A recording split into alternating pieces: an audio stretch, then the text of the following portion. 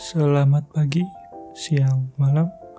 Hari ini gue mau bahas KZ ZSN Pro X. Seperti yang bilang di judul, ini adalah earphone yang bisa ngebuat lagu-lagu lo jadi makin seru. Kenapa? Nah, coba kita cek ya. ZSN Pro X ini merupakan lanjutannya, versi evolusinya dari ZSN Pro. Kalau misalnya kalian cari-cari gitu, ada namanya ZSN Pro gitu, kaset ZSN Pro di Tokopedia atau di Shopee.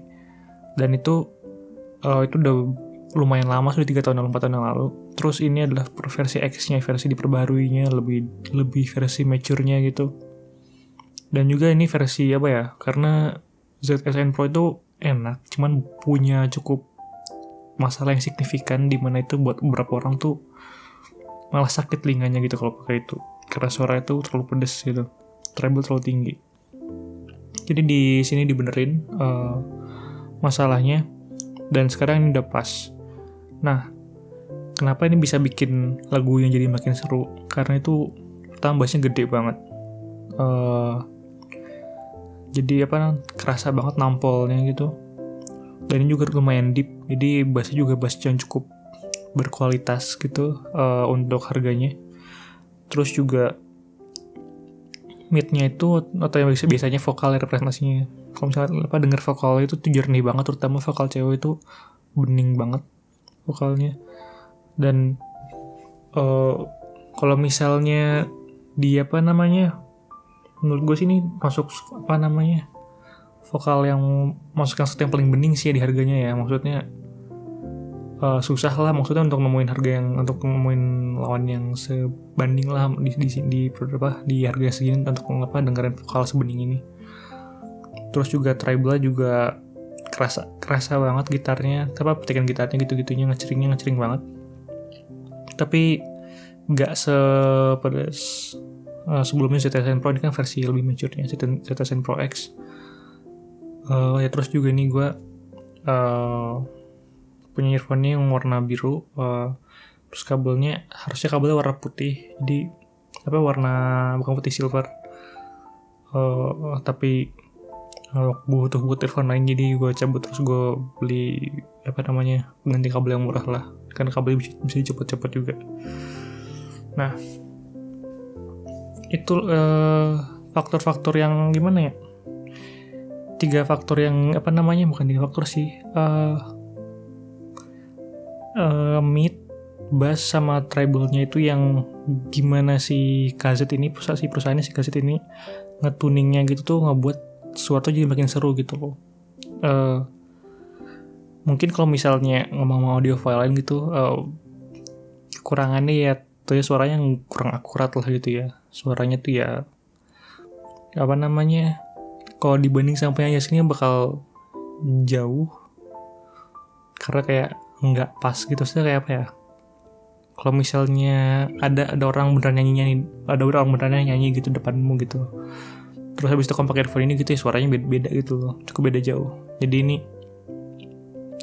kalau misalnya kayak KZ VK4 kemarin kan, KZ VK4 kemarin kan gue bilang suara natural kan, kayak orang beneran gitu loh, natural banget. Kalau itu kebalikannya banget gitu loh, kayak antitesisnya gitu. Kayak earphone itu bisa bikin menurut gue itu seseru apapun, jadi seagresif gitu, tapi dengan kekurangan tidak akurat gitu dengan penyanyi aslinya. Nah itu terserah masing-masing orang lah ya, karena kan ada orang yang kayak mau akurat, atau ada orang yang seru aja gitu. Kalau maunya seru-seru aja ini kemelet banget kok. Maksudnya gue juga masih kadang-kadang pakai gitu, karena emang fun aja gitu earphone-nya gitu, emang seru aja gitu. Jadi dan ada beberapa earphone lain dari KZ juga gitu, kayak KZ EDX, KZ ZSTX, terus KZ ada, dan juga KZ ZSN Pro gitu. Ada yang lebih murah daripada ini, cuman menurut gue itu kayak ada kekurangan masing-masing, dimana gue kayak kurang bisa rekomendasiin sejujurnya.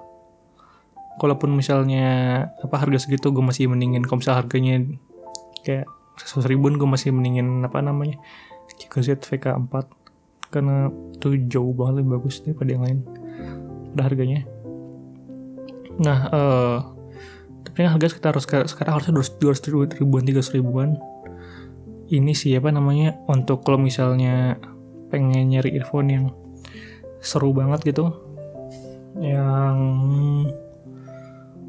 fun aja gitu pokoknya, tapi maksudnya nggak ngincer akuratnya ya, karena kan berapa orang kan kayak pengen seakurat mungkin gitu sama penyanyi aslinya gitu kan. Kalau ini enggak gitu, ini enak, ini bagus, cuman in a way yang ini fun banget gitu loh, casual listening banget, bukan buat orang-orang yang bener-bener mengincar pure musik gitu loh. Nah kekurangan lainnya sih yang paling ada itu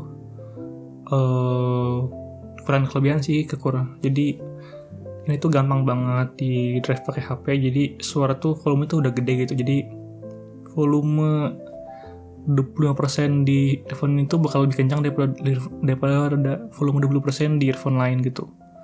Tapi kekurangannya ini bakal ada kayak suara noise gitu, kayak suara kayak gitu. Nah itu yang akan mungkin buat beberapa orang annoying gitu. Tapi kalau misalnya dengerin yang 40%-an 50%-an sih harusnya nggak terlalu kedengeran suara-suara gitu yang sih, harusnya yang mana-mana aja. Nih udah gitu aja sih paling dari review kali ini.